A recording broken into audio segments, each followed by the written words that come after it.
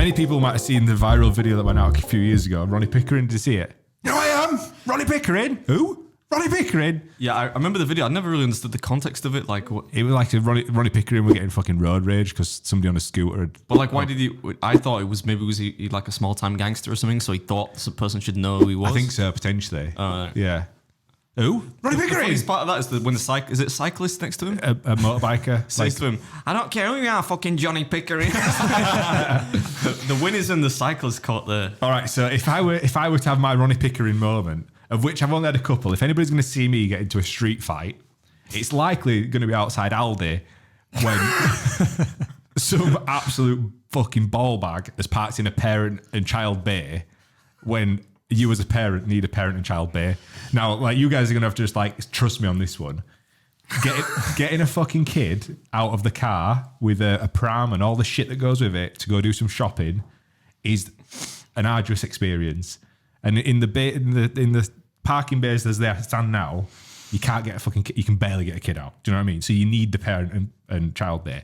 I've seen taxi drivers and random dudes without kids parking the parent and child bays. Like, I've knocked on the windows of cars before and been like, what are you doing? Because it's so infuriating when there's like 5 bays for parents with kids and there's some gadget in there that's just like not got kids. Or parents with like teenage kids. Technically, yeah, you've got a kid with them, but they're bigger than you, mate. Getting a fucking normal parking spot. The problem you have there, Josh, is although I agree with you, because you could put that under the greater remit of people that park like tossers, which sometimes I fall into that category actually, but more common than not, I don't. The alloys on your Tesla looks like somebody's got a tin opener on them. It's fucking disgusting. In fact, when we went to shoot the chicken wing video, we went to look at a studio in Sheffield, and Adam tried to park in this parking spot, right? And you know, like... It's like a meme, you know, when you sit there, you're like, you don't want to say, oh, I'm sat there.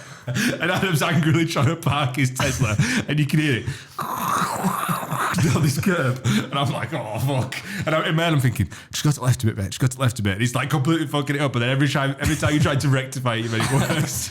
That, in my defense, I'm not a bad driver, right? But I'm not a particularly great parker. But that car park was stupid. Do you know? I never mentioned it at the time, and this is 18 months ago. That car park was stupid. But anyway, I think the problem there is it's not really controlled by law, is it? It's just a recommended thing. No. So it comes back down to the thing I was talking about: is people thinking they're the center of the universe. What they should do is just not park there, right? Especially for something like a taxi driver. But when it comes to teenage kids, I don't think you can really complain about that, because where does the kid stop? Probably when they reach 18, so they can legally, if there were a law, they would be legally allowed to use it, right?